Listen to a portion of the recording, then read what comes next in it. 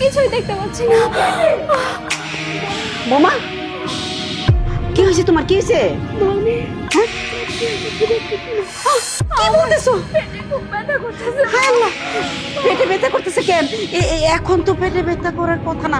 তুমি কি কোথাও পড়ে গেছিলা, ব্যথা পাইছো? না মা, আমি বুঝতেছি না। আমি ঘর ঝাড়ু দিতেছিলাম, হ্যাঁ, হঠাৎ করে পেটে ব্যথা উঠতেছে। কেন তুমি গজা মুখ দিতে গেলা? সৈকত, কি ব্যাপার? এই তুমি না বললে মা বাইরে, মা ডাকছে তো।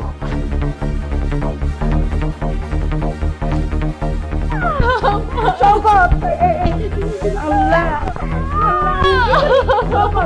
কি ব্যাপার মা, ডাকাটা কি করছো কেন? দেখ না বৌমা হঠাৎ করে অসুস্থ হয়ে গেছে, পেটে ব্যথা করতেছে, চোখে ঝাপসা দেখতেছে, তাড়াতাড়ি চল, মেডিকেল লয়ে যাইতে হইব। আহ মা, তুমি এই কথা বলছো? ও একটা মেয়ে মানুষ, অন্তঃসত্ত্বা হয়েছে।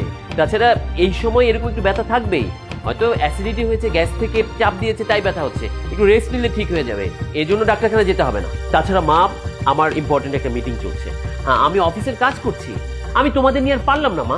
বৌমার চাইতে ইম্পর্টেন্ট কি আছে তোর কাছে? হ্যাঁ, কি বলতেছিস সব? শোনো মা, তোমার বৌমা ইম্পর্টেন্ট, তুমি ইম্পর্টেন্ট, সেই সাথে আমার কাজটা ইম্পর্টেন্ট। আম্মু থাক, বাদ দেন, আমি একটু রেস্ট নেই, তাহলে ঠিক হয়ে যাবে। আমাকে রুমে নিয়ে চলেন।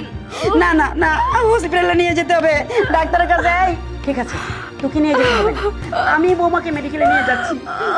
উঠো বৌমা, চলো, হসপিটালে যেতে হবে। একটু কষ্ট করো, একটু কষ্ট করো। আসো।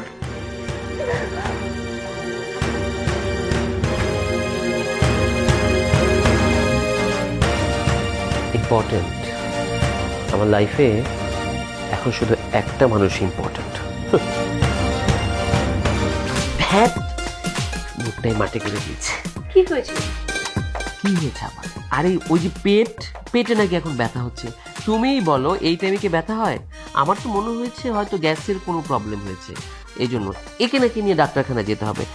আমি তোমাকে পেলে তাকে ডাক্তারখানায় নিয়ে যাব? তোমার বউ আর তোমার মা কোথায়? তারা এখন ডাক্তারখানায় গেছে। পুরো বাড়িতে শুধু তুমি আর আমি, আমরা এখন শুধু এনজয় করব।